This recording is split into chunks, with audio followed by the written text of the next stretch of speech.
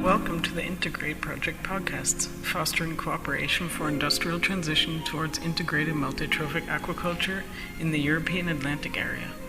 In these 5 short podcast interviews, you will hear different invited experts, as well as integrated project partners, discuss various aspects of integrated multi-trophic aquaculture in Europe and abroad.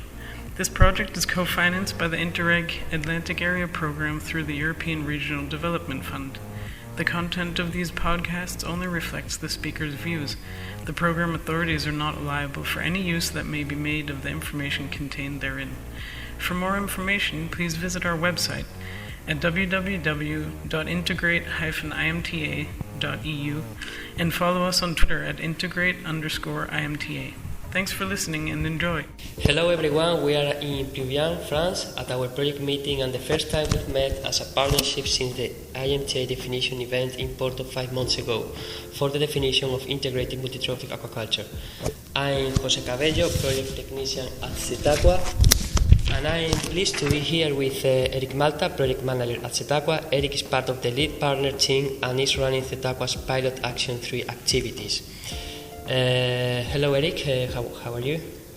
Fine, thank you very much. So Erik, from your experience running CTAQUA's Pilot Action and interacting with a company who hosts activities in their ether ponds, what is your main conclusion or main message in this regard? Yes, we had the advantage of working with a real functioning company, and the company not only does aquaculture but also as a side activity organizing touristic events, so companies and other organizations visiting the salt marshes and the salt evaporation ponds, the earthen ponds. And something that really got my attention is that they liked a lot to present the pilot action as they felt it improved the image of aquaculture in the general public. So they found the idea of being able to show that with one fed crop, the fish, you can have 2 more crops like oysters and algae. They found that very appealing and giving aquaculture an image of sustainability. And it's also that in the farm you can really almost see the connection by showing how the different cultures are connected by water flow. Okay, interesting. And considering all those aspects, does this message or results match the main conclusion from CETAQUA's roundtable? Yes, it was in a more general sense, but that's something that came up both in the economic and social workshop and also in the environmental workshop, that there was a clear need to improve the public image of aquaculture. Currently, that's quite negative, and it was felt certain that IMTA could improve this image.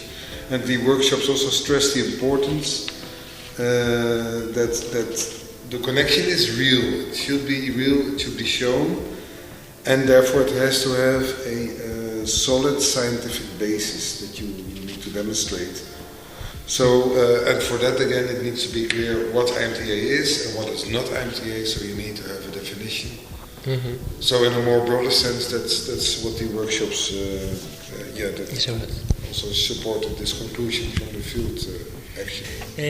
So, Erik, from your experience running CETAQUA's Pilot Action and interacting with a company who hosts activities in their ether ponds, what is your main conclusion or main message in this regard?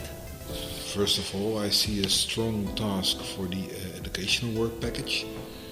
We need to make clear to consumers, to producers, policymakers and other stakeholders what IMTA is and how it improves the sustainability of aquaculture, thereby also having a positive effect on the image of aquaculture.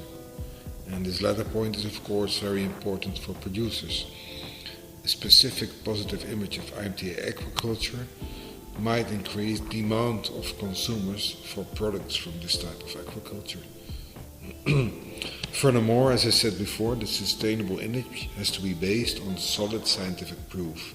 So we need to show and preferably quantify the connection between these cultures, the trophic connection between the cultures. So which is what we obtain from the results of the pilot actions. Then finally, it is clear that we have to produce a good and a clear definition of IMTA, and then especially a technical standard that should identify guidelines for what a cultivation system should look like if it wants to be called IMTA. So in the end, this standard should be the basis for the development of a kind of eco-label for IMTA products. Thanks very much for your time, Eric, and thanks everyone for listening.